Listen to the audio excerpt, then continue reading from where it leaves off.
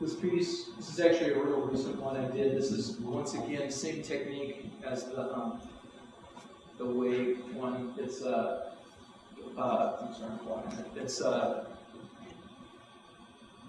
outline watercolor fill. This one's actually really simple. It's just a fantasy picture, kind of a giant troll, and then just a woman reading. Maybe some inspiration for this one came from a couple of areas of my life.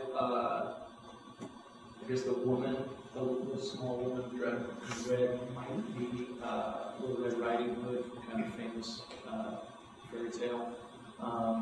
Except she's reading a book, and as a child, my mom read books to me, and since recently becoming a father myself, I'm just thinking about all these things now, about reading to my kid in the future, and just the powerful influence it had on me. I remember going to the library at a young age, getting books and reading.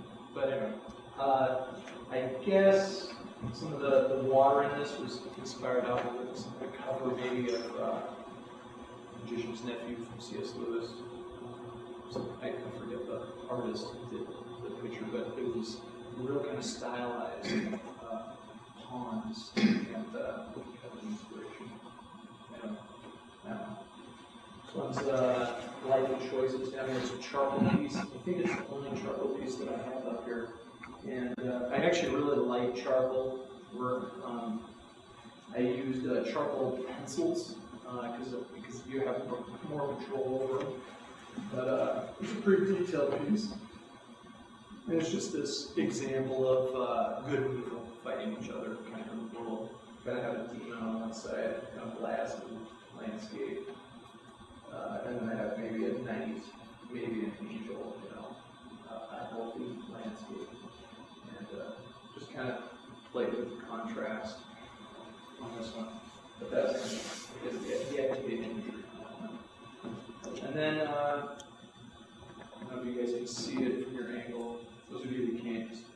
These two pieces, it turned into almost a series by themselves. The bottom, this middle piece right here, I titled it Soldier of God.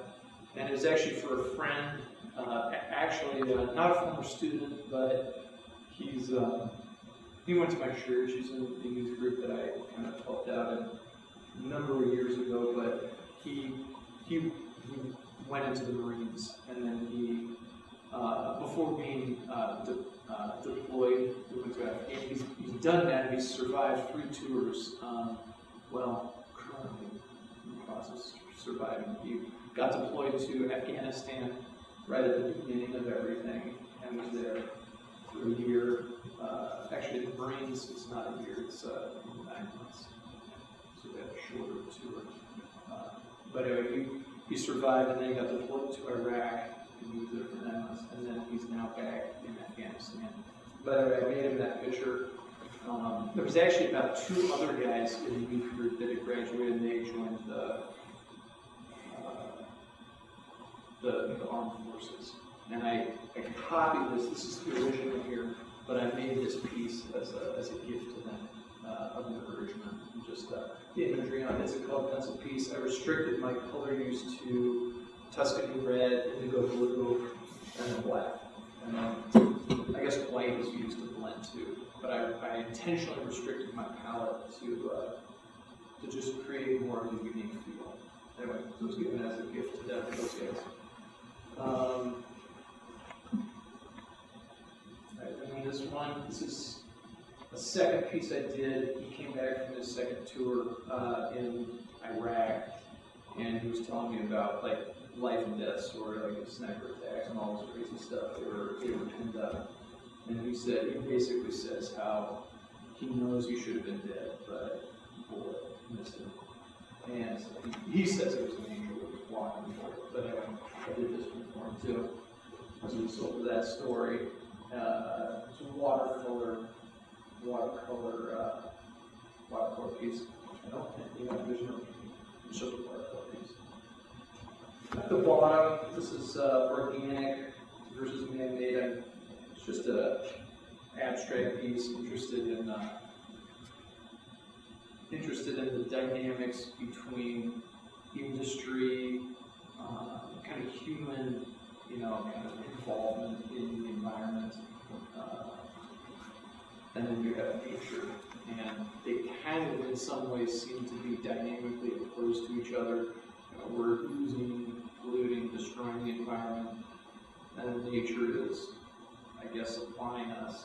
And I think sometimes we perceive them as being odds with each other. And that's kind of, the idea, the inspiration behind it, which is really interesting. And that you compare like the power of the sun, and there's nothing, that all of the technology of humanity can do to even capture a fraction of the energy being released in a second of the sun. And that's kind of inspiration. Okay, last piece. It tells a story. It's a triptych, and it's Matthew chapter 13. It's Jesus' parable of the seeds, and it's actually pretty simple. It's